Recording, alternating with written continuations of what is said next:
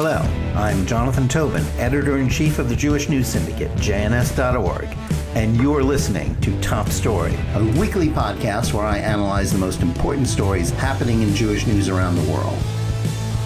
Each week, I will break down politics, foreign policy, and culture to provide insights into what is going on behind the headlines.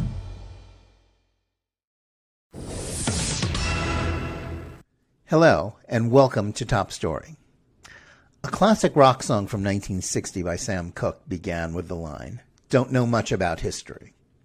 And as polls have shown, most Americans share that sentiment, with many not knowing much about their own country's past, let alone that of any other country. To some extent, the same is true of Israelis and Jews. Debates about history have always been at the heart of many of our political disagreements, but never more so than now as Americans battle over the attempts of a new school of revisionists determined to depict the United States as an irredeemably racist nation have gotten a foothold in our mainstream media and now the curricula being taught in our schools.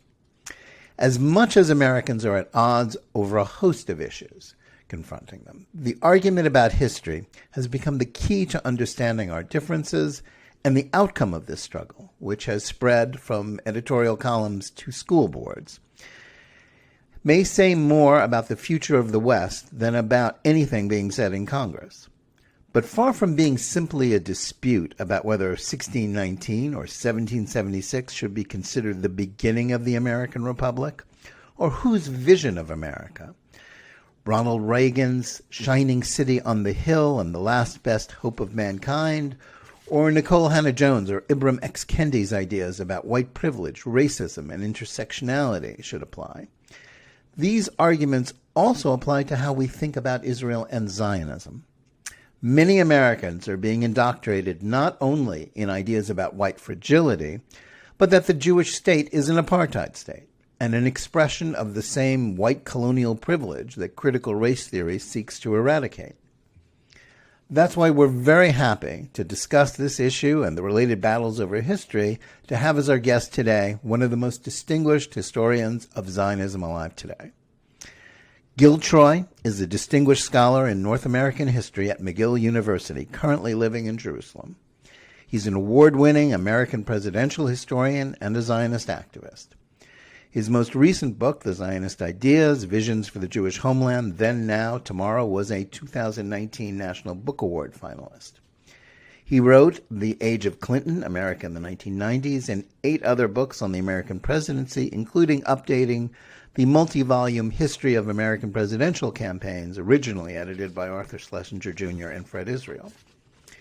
His relatively new book, co-authored with former prisoner of Zion and human rights activist Natan Sharansky, Never Alone, Prison, Politics, and My People, was also recently published. His writing appears in many publications, and he chairs Taglit Birthright Israel's International Education Committee. He lives in Jerusalem with his family. Gil Troy, welcome to Top Story. Hey, how you doing? Great. Thanks for coming on and sharing some time with us. Oh, my pleasure. Gil, with history being at the forefront of so many political battles right now, is this a great time to be a historian, or are you troubled about the way that it has become a political weapon? Beware what you wish for. It's a terrible time to be a historian because nobody is listening. Nobody is interested in nuance. Nobody is interested in context. And it seems that every day I open up the newspaper or get online and there's another distortion going on, and you either have to go one way or another. So let's take a quick example. The New York Times comes out with this really sloppy, flawed 1619 project, which I could spend the next hour and a half deciphering, deconstructing, and disproving. And yet, when Donald Trump comes out and starts embracing 1776, so many otherwise intelligent people said, well, if Donald Trump is embracing 1776, and if I hate Donald Trump, therefore I hate 1776, and 1619 suddenly becomes holy and bulletproof.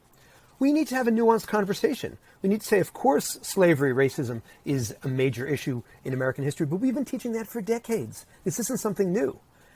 But to negate the power of 1776 doesn't help us explain the real important work that needs to be done by the left and the right, which is how do we do better? How do we improve? How do we explain how far we've come? And how do we make sure we go even further? Yeah, I think you've outlined the way, very succinctly, the way history became just one more political totem. If somebody that I hate is on one side, I must be on the other side. And that, I think, explains why the 1619 Project went from something very controversial to being widely accepted. It's being incorporated into many curricula around the country. I mean, it's turned into another business engine for the New York Times. How dangerous is it when people sort of dabble in history in this way? Because, of course, many distinguished historians, maybe liberal historians, people like Sean Wilentz and others, historians of American history, really took the 1619 Project to the woodshed for its many errors and its distortions. And yet, that, as you say, that all got lost in, it was one thing when it first came out, and then a year later, less than a year later, the death of George Floyd set off made the Black Lives Matter movement mainstream last summer, and then it got viewed very differently. I wish we were talking about history. I don't even think we're talking about ideology. We're talking about theology. And we really see that. Good point. And you see it with the way the 1619 Project was constructed. It was launched as if the word of the Lord was coming down from Sinai itself. It was, as I said from the start... Or 42nd Street. Or 42nd Street, right.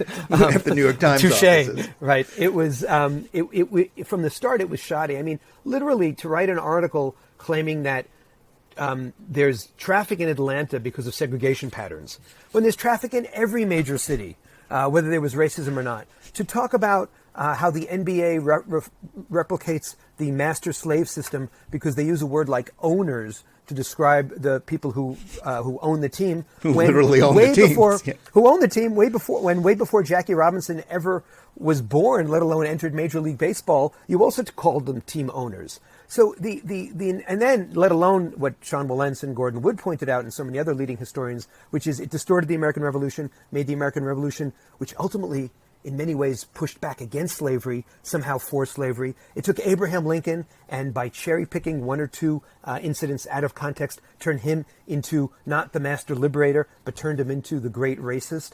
It was truly topsy-turvy history. But what happened? As you said, it wasn't just good business. It was accompanied by so much fanfare. It was accompanied by these kits that first went to high schools and now have gone to universities to teach high school students and to teach high school teachers how to teach properly.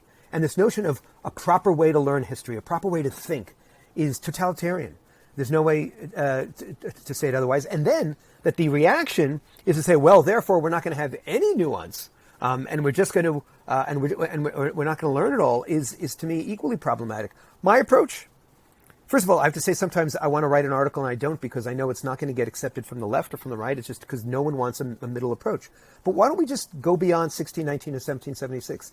Let's add other dates to the equation. Let's talk about 1865 when the Civil War ended. Let's talk about 1880, the start of the Great Migration. Let's talk about, if I can mention the name Woodrow Wilson, 1919 and the great progressive man who basically helped create the liberal infrastructure, which has now turned on him and banished his name from Princeton and elsewhere. Let's talk about 1964 and 1965 as the Great Society. Start plotting other points. And then what do we get?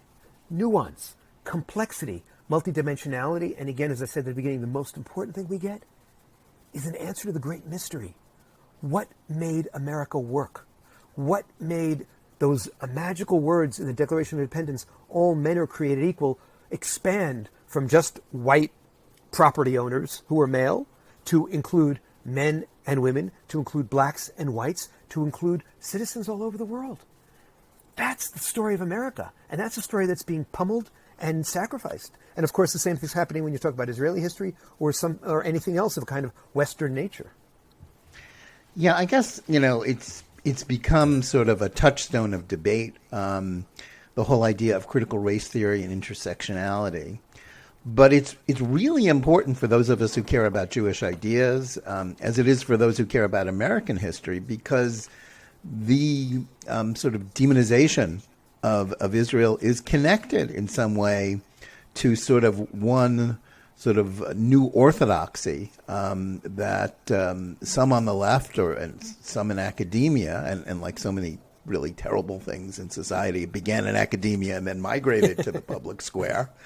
We used to say that, academic disputes are, the most bitter because the stakes are so small. But it turns out that, they migrated to the public square and suddenly became very great indeed. Tell us a little bit about how this becomes in some ways a Jewish issue. The way it's played out is, as you point out, really a guided missile at the heart of Jewish identity and at the heart of the American Jewish experience. Because phrases like white privilege, which then escalate into white fragility, which then escalate into white supremacy, which then, by the way, escalate into Jewish supremacy when we talk about the Israel issue, but with that aside for a second, are basically phrases that tell Jews, shut up. Stick with the program. Don't think. Don't tell the story, the remarkable story that Jews have of a broken, humiliated, miserably poor people coming on the boat, as if all 2 million of us came on the boat, to America, and somehow from that, and then from other waves of Holocaust survivors and Moroccans and some Ethiopians and Russians coming and creating this miracle of prosperity and of freedom and of creativity with its challenges called the American Jewish community. That entire story is being eviscerated. I started looking at this over the summer, and I was really alarmed because I saw so many Jewish organizations simply parroting critical race theory, simply parroting this notion that Jews are white and privileged, when most Jews in Israel, for example, are not white. A growing number of Jews in the United States are not white. I grew up as a New York Post Jew, not a New York Times Jew, a poor kid from a union household with my parents who were teachers. We're not all rich. We're not all white. And even if we were, it wouldn't mean we all agree on everything. So all these assumptions built into it, the notion that you use the phrase white supremacy to talk about somebody like David Duke and some liberal who might one day have looked the wrong way or said something minor, that's not the same thing as calling for race domination and white power, is insane. The whole notion that Jews are white is very interesting because for those who don't think it's cool to be white, suddenly Jews are white. For those who think it's cool to be white, like the people on the far right say, Jews aren't white, Jews will not replace us. So this is not about, again, we're not in the realm of truth. We're not in the realm of illumination. We're simply in the realm of ideology and of bullying. And so I watched it over the summer, and I saw Jewish organizations sending out the 1619 Project and sending out all these critical race propaganda tracts without any backtracking, without any quotes from Sean Wilentz or from Gordon Wood or frankly from Gil Troy, who writes about these issues. And I saw what they were doing was basically launching a full-scale war on American Jewish identity. And I wrote an article about it, and I sent it to many, many people in the Federation system. I said, look what you're sending out. And not one person responded. And then 5 months later, somebody quit his organization and wrote a public apology, including, he later said in a private conversation to me, saying, I wasn't allowed. There was no bandwidth for us to have a critical, thoughtful, open-minded conversation within my Jewish organization. That means that, quote-unquote, liberal Jewish organizations have turned illiberal. And then, of course, we see that the right is often equally aggressive. And so where do we go? Where do we go for the kind of thoughtful conversations, the kind of thoughtful writing that I get when I read your pieces, Jonathan? Where do we go? Well, thank you. Well, I think illiberal is the operative phrase that you've hit on. But let's stop for a moment and, as a student of history, why have national Jewish organizations fallen into this trap? I mean, they are traditionally liberal in the best sense of the term. They were created, many of them, to protect the rights of Jews and minorities and to have the idea of individual rights as opposed to classifying us all according to groups as a sacred idea. that was at the core of what it meant to being an American and at the core of Jewish security. Why have they gone down this path? Is it just politics, or is there something else going on? I think there are three shifts we're looking at, and I had an interesting conversation with another major American Jewish leader. They all want to be anonymous. That's why I'm being coy. Nobody wants to be on the record. Who raised the nice question. He said, "Is this a trend or a shift?" And he was hoping that it's a trend, not a shift. But I fear that it's a shift, not a trend. So three things happened. One, Trump. The age of Trump was very polarizing. You had a choice. You could either be with Trump or against Trump.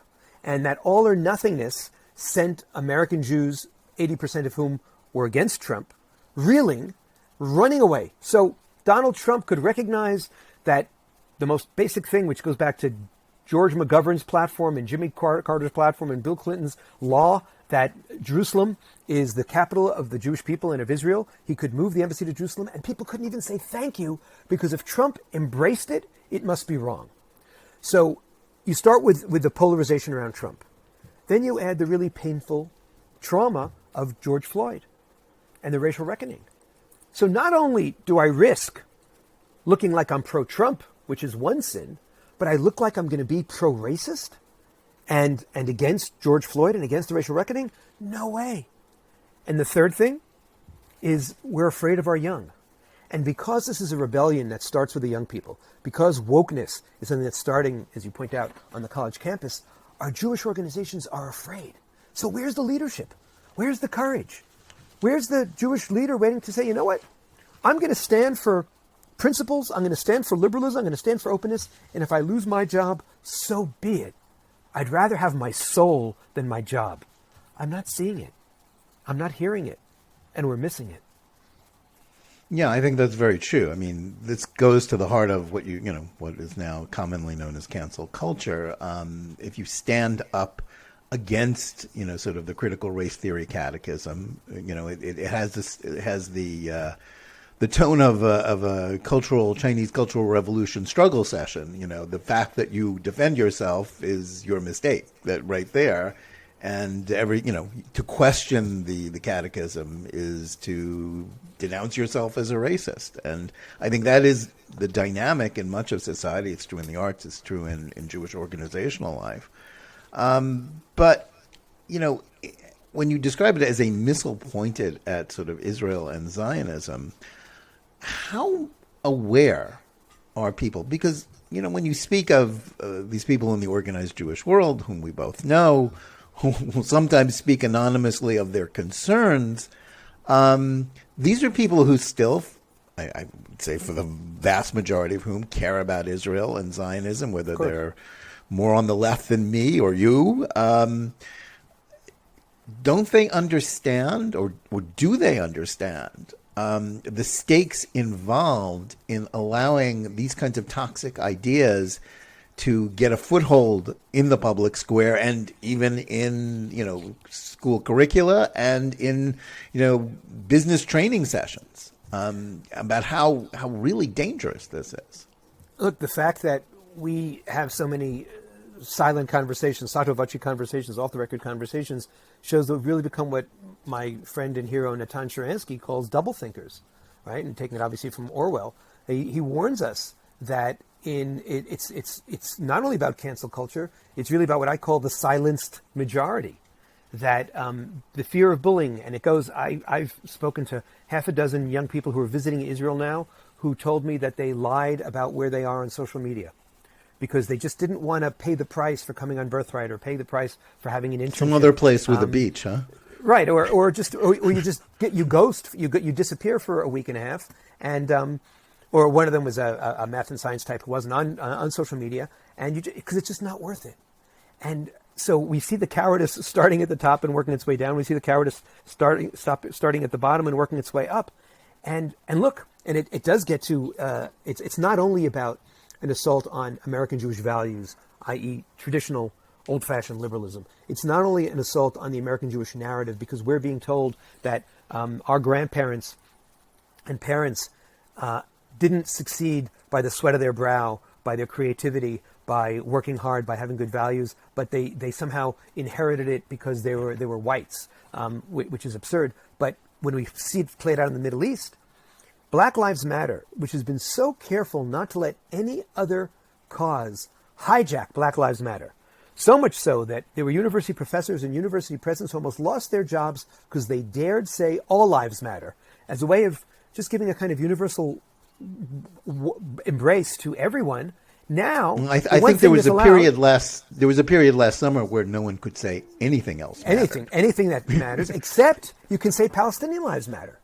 And so now what we're seeing is that for 50 years, this lie, this what Daniel Patrick Moynihan called this big red lie that Zionism is racism, and then that Israel is apartheid, and now this completely self-involved American reading of the Middle East as being a racial conflict like the dynamics between whites and blacks in America, and not a unique national conflict between Israel and different kinds of Arabs, where Israel has different kinds of relationship with different kinds of Arabs, and it's not all about the Palestinians. Rather than it being multidimensional, it's become a racial issue.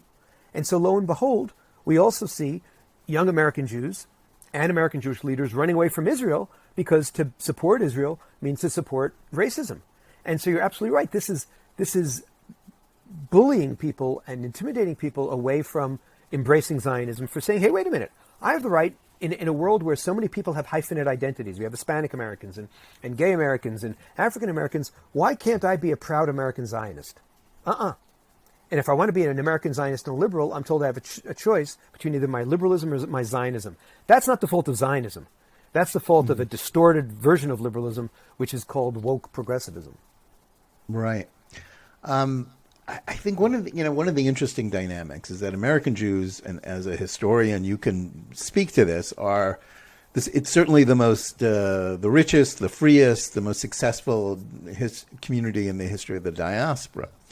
And yet, we've never lost entirely, and for many good reasons, our fear of anti-Semitism. And yet now, anti-Semitism is coming into play in ways that I think many American Jews just aren't prepared to understand. You wrote about this in a Newsweek article where you spoke about the idea of supremacy, white supremacy being applied to Jews, about how that is justifying a specific kind of anti-Semitism, and about the disconnect over, how to deal with this. There's no sillier, more demeaning, more harmful argument in the American Jewish community today than the argument about which is worse, left-wing anti-Semitism, right-wing anti-Semitism. If it's anti-Semitism, it's unacceptable. If it's bigotry, it's unacceptable. If it's intolerance, I will not tolerate it. And the notion that I can somehow justify it for my allies, and I only see it against my political rivals, is again part of this polarization and toxic partisanship, but we cannot fall into it. And so we have to be extremely careful. Now look, let's be honest. An American Jew, your typical American Jew, 70 to 80% by the polls, who's liberal, when attacked by an anti-Semite from the right, that's my sweet spot. That's my comfort zone. I don't like it, but I know exactly what it means. I learned about it from Hitler. I learned about it from right-wing bullies. That makes sense to me. But when anti-Semitism festers on the left, when anti-Semitism festers among some of my African-American, and I said some, of my African-American and Latino allies, when anti-Semitism festers in the university itself, the holy of holies of the American Jewish community, which I worship so much, which my kids have to do everything to get into, then I lose it. And I have no way of fighting it, and so what do I have to do? I have to deny it. And then, bad enough phrases like Israel apartheid. But when you take a phrase building off, as you point out, the white supremacy analogy, the notion of Jewish supremacy, and you reduce, and these are, now, who am I talking about? I'm quoting Jewish studies professors, Israel studies professors, who use the phrase Jewish supremacy, when we know that the phrase Jewish supremacy comes from the Nazis. So I have a very simple suggestion. The next time one of these very learned people wants to use the phrase Jewish supremacy, just say it in the original German. Be honest about its roots. Be honest about what you're doing. Be honest about the way you, not me, the way you, obviously not you, Jonathan, right, are connecting the dots between the ugliest form of right-wing anti-Semitism and the trendiest form of left-wing anti-Semitism. That's not coming from me. That's coming from these people with their rhetorical sloppiness and their insensitivity to the way words and phrases are used. And these words and phrases aren't just words and phrases in the air. And people say, oh, well, So with this campus anti-Semitism, nobody gets hurt. They say the real danger is, we saw in Pittsburgh, right-wing anti-Semitism. The most lethal form of anti-Semitism in the world today is Palestinian anti-Semitism. And Palestinian anti-Semitism is not encouraged from the right, it's encouraged from the left. So there's a chain of blood, and there's a chain reaction that starts with cries in the UN that Zionism is racism, and that's echoed on campuses, that often leads to deaths of Israelis and quote-unquote innocents. I say all people are innocent when they're killed by terrorists, but for people to say, oh, it's a harmless form of anti-Semitism is as silly as justifying left-wing anti-Semitism and not right-wing anti-Semitism. Zero tolerance for all forms of anti-Semitism, especially those lethal forms. That's a very important point, because, and it's one that usually gets lost in these debates, because the whole point of classifying the Palestinians as, quote, the indigenous people fighting the colonial people is to sanitize whatever it is that they do or say, no matter how hateful, no matter how violent. And that is how the recent fighting between Israel and Hamas became sort of the match that lit, sort of the bomb that set off not merely, suffering in Israel and suffering in Gaza, but suffering in the United States with open anti-Semitism on the streets. And yet a lot of Americans still aren't that alarmed about it, or at least a lot of American Jews, because, as you say, it's not in their sweet spot. It's not something they can readily understand. They much more easily understand hate that, as you say, they can connect to a rival, whether they have to, twist themselves around to connect those dots or not. These are very intelligent people. These are doctors and professors and social workers and teachers and lawyers. It's not that they can't understand, it's that they choose not to understand. It's too threatening.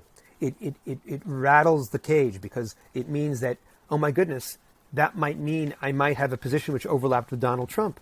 Yeah, that might mean I have a position that deviates from the Black Lives Matter chorus book. Why does Black Lives Matter have a foreign policy in the first place? And why does it have a foreign policy just focused on one issue, the Palestinian issue in the Middle East?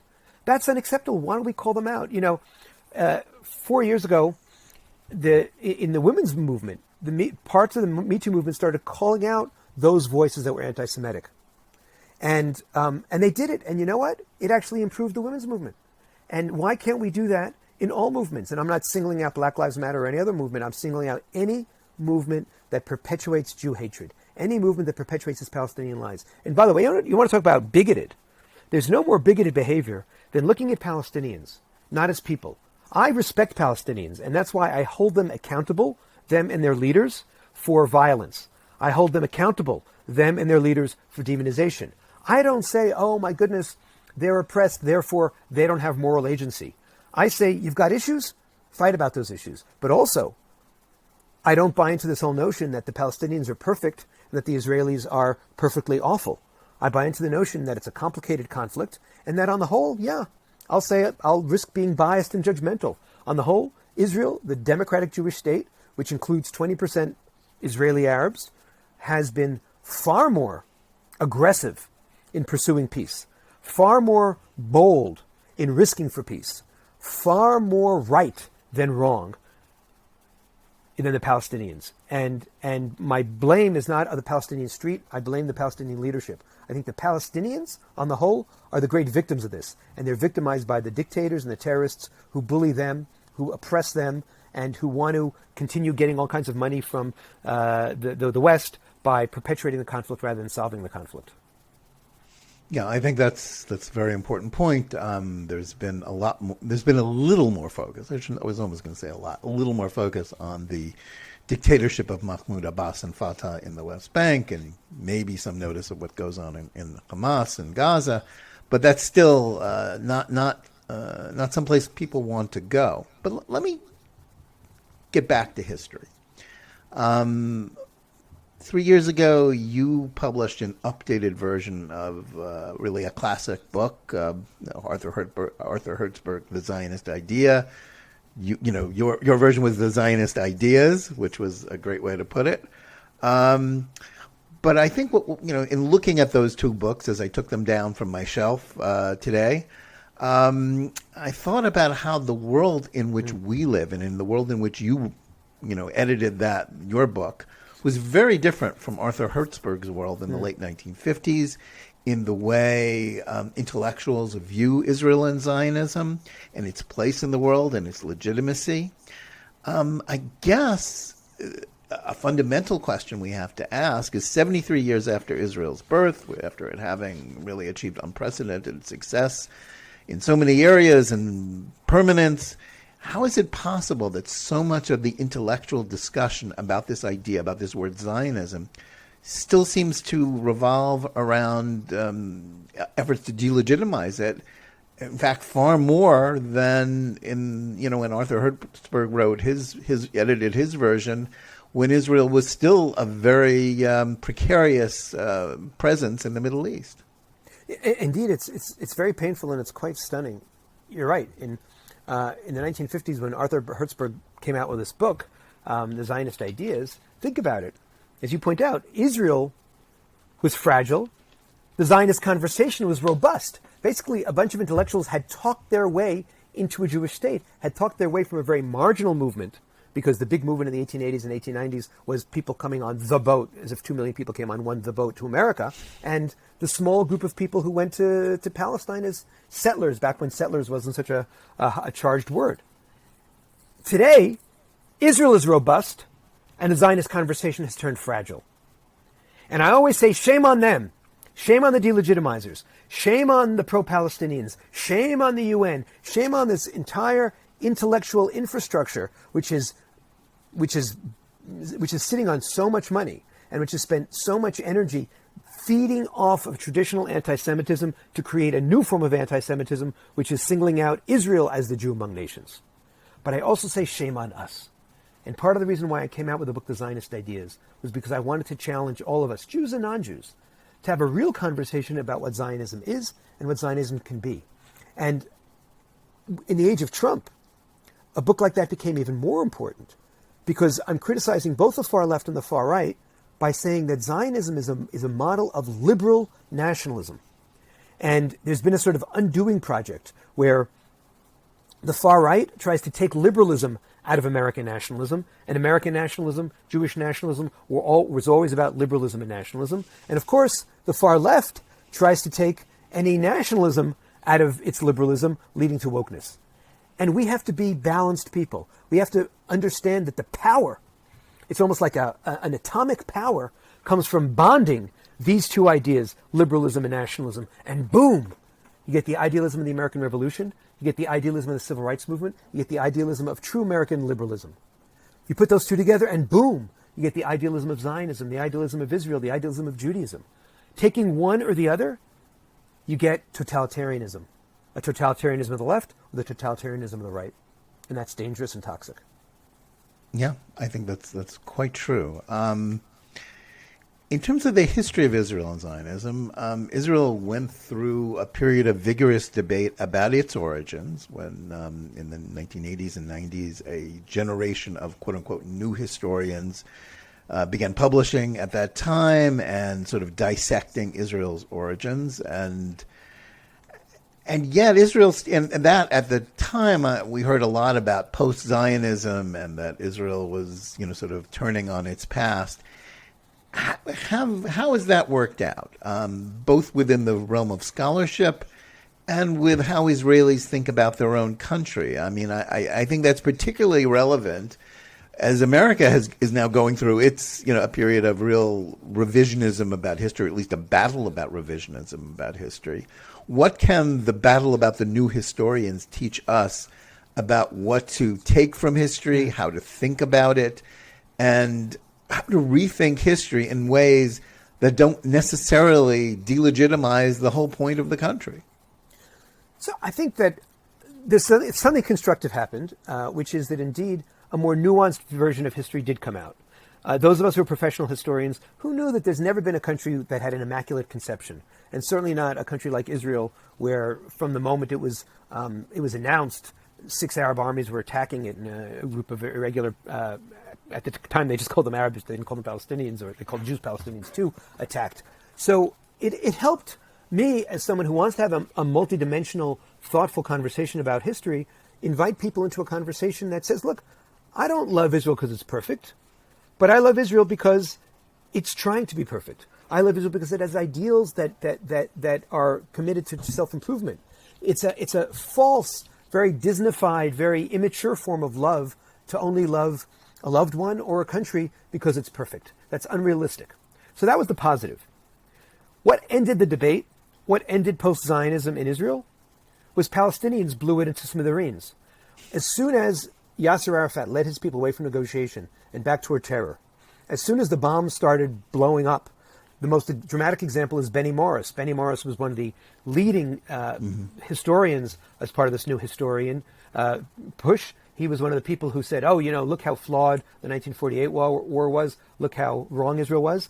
And by the end of the Palestinian attacks on buses, on cafes, on families eating, 4 generations of families eating in an Arab restaurant in Haifa, in Cafe Maxim, all of a sudden he said, hey, wait a minute.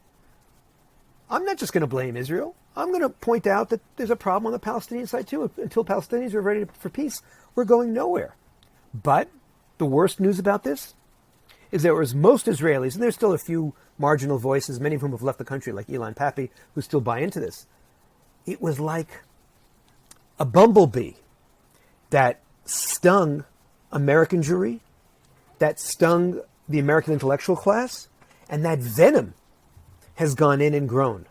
And so all this post-Zionism was defeated both intellectually and on the ground in Israel, but it has become a kind of central tenet of more and more, I'm shocked, this is one of the discoveries I've made in the last 6 weeks, among more and more Jewish studies professors, among more and more Israel studies professors, among more and more rabbis, at the heart of the American Jewish project, at the heart of the American Jewish leadership, people who live off the American Jewish dole, people who might be having a professorship or a rabbinic salary paid for by patriotic Jews, patriotic Zionists, are using their platform not just to sully the name of the Jewish people, but to really undermine it in the most profound way by buying into these ideas with no subtlety and using phrases like river to the sea, Jewish supremacy, settler colonialism. And Natan Sharansky and I have recently called these people, a very small group of people who attack what Israel is, not what Israel does, un-Jews. They're not non-Jews, they're not ex-Jews, but they're Jews who are undoing some of the central assumptions of modern Jewish identity, some of the central pillars of modern Jewish identity: solidarity, peoplehood, statehood, the interconnection between peoplehood and religion. And it's a very dangerous project they're undertaking. I think that's quite true. And it also, it impels me to ask, where do we stand? Where does this movement, as you and Sharansky have aptly called them, of un-Jews, who are very much, they're not that marginal. There are people who would say, I'm marginal, they're mainstream. Where do they stand in the sort of the pantheon of American of Jewish history? We have had schisms before in Jewish history. We've had periods where we've turned on each other, turned on faith, turned on peoplehood. And yet Jews have always survived. Jews have triumphed. In the 20th century, we had this great debate between the Zionists and the non-Zionists that was ultimately resolved not by either of them, but by the Nazis, in terms of whether Jewish life could continue in Europe in the way that it was, in the way that it was going. How do you see this playing out? Because it really does go to fundamentals. If you don't believe in Jewish peoplehood, then why bother with any of this? Why bother with Jewish identity? What point does Jewish identity have if Jewish identity is going to be delegitimized in this way? Look, it's scary, and I think there are 2 dimensions to this. First of all, let me say that I'm not afraid of debate. Natan Sharansky and I came out with a book called Never Alone, which is all about debate and all about dialogue, and echoes your wonderful reading of history, that we've always had schisms, we've always known how to fight, but we've also known how to unite. And the 2 things that suggest this might really be a shift and not just a trend are one sociological. The American Jewish community is now really very much in its fourth generation. More and more American Jews are so fully American. And we've seen this in the Italian American community, the Irish American community. Any sociologist of immigration and of ethnic identity in the United States of America will tell you that there's a phenomenon of dilution and of Americanization and of distancing yourself from the solidarity, from the values, from the community that originally brought you over. That's number one. So sociological. But that doesn't scare me, because I also know I could make an argument about cycles and trends and ways of rebuilding.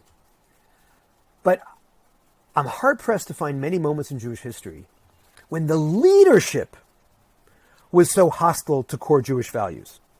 It's one thing for us to have a schism.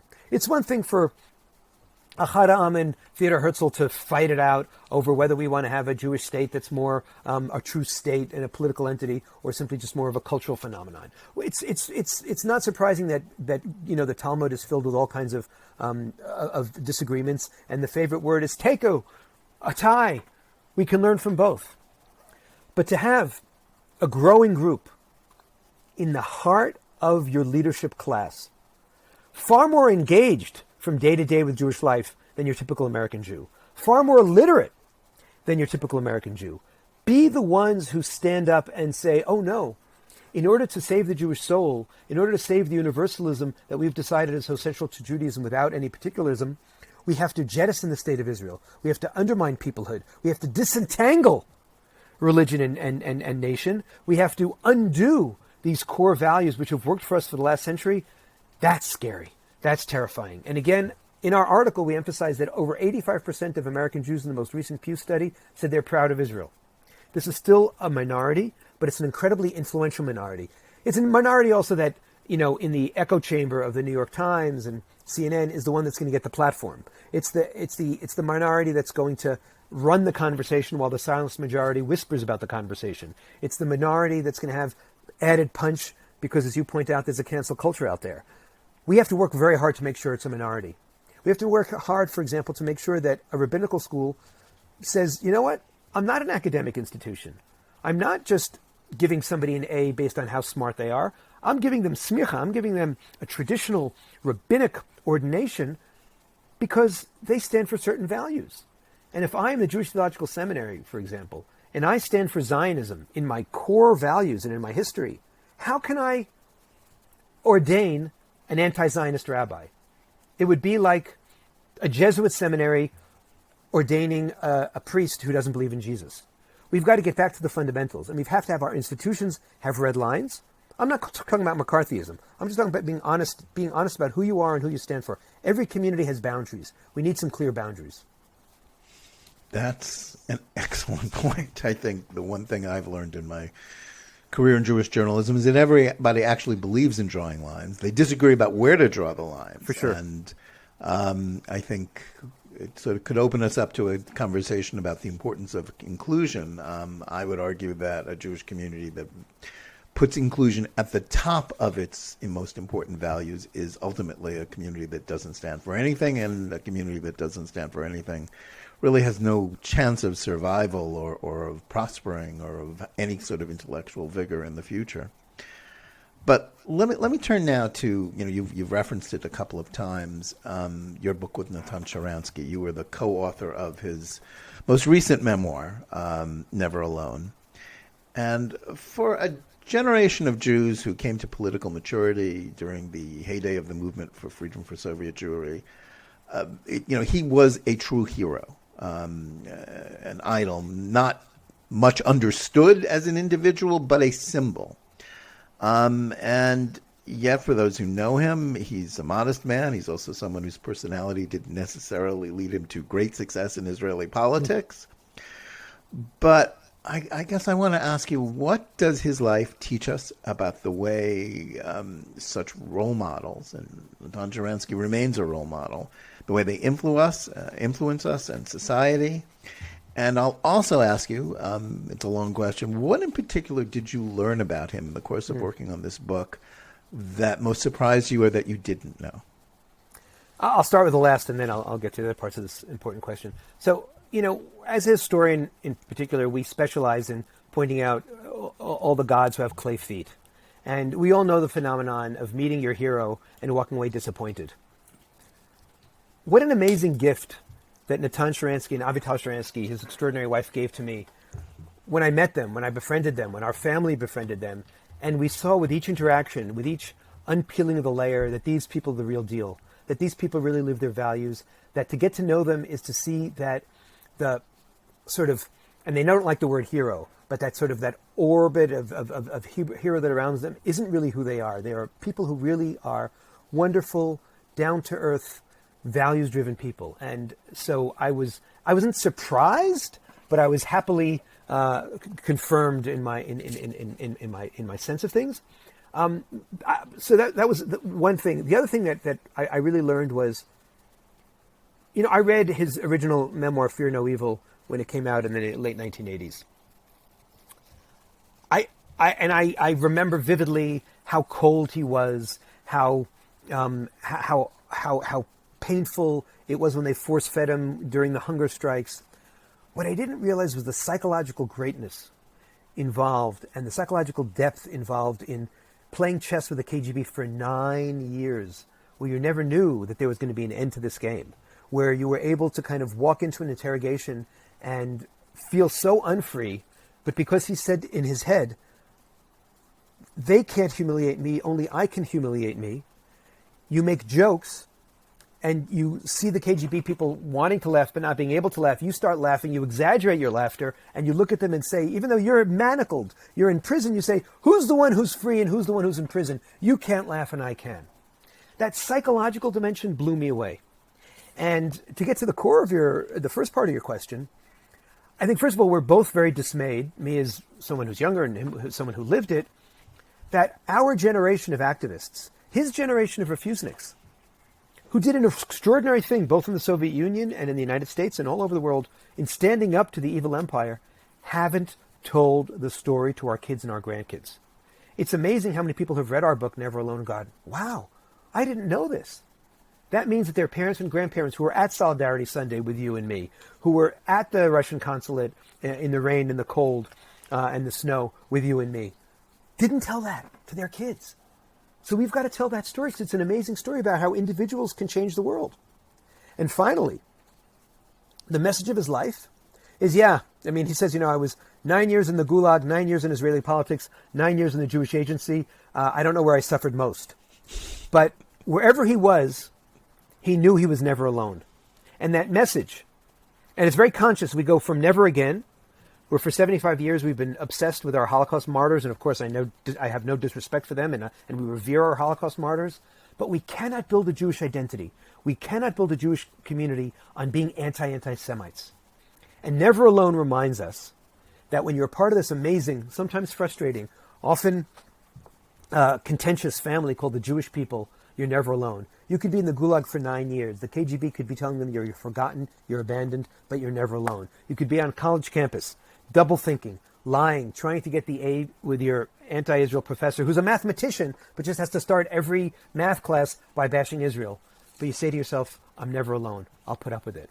And you can just be someone who walks into a synagogue or walks into our home in Jerusalem or walks into a Shabbat dinner somewhere and is swept up, and you know you're never alone. Boy, with all our challenges, we're really lucky to be a part of that network. We're really lucky to be a part of that family. We're lucky to have those kind of connections and that kind of sense of history because that's what's missing in the Western world. And one of the points of the book is to invite people in, not just to the conversation, but to the experience. Taste the depth. Taste the multidimensionality of it. Taste the sense of community. Taste the sense of sanctity. It's our heritage. It doesn't cost you a thing. But boy, we pay the price in anti-Semitism. We pay the price in the tension. Let's enjoy the benefits from all the wonderful things we have because we're a community, because we're a historical community, because we are a people. That's an inspiring vision. And I've often thought, that Jews are often, especially, American Jews today are, very conscious of, who's judging them and their behavior. And of course, the examples of historical generations, for those who grew up in the era of Soviet Jewry, there was a lot of very harsh judgment about American Jews during the Shoah and who spoke up and who didn't, the majority who didn't. And yet we don't seem to have, the lesson of that, the activist lesson from that impelled so many people to stand outside the Russian consulate, as you say. That doesn't seem to have filtered down to the current generation in any discernible way.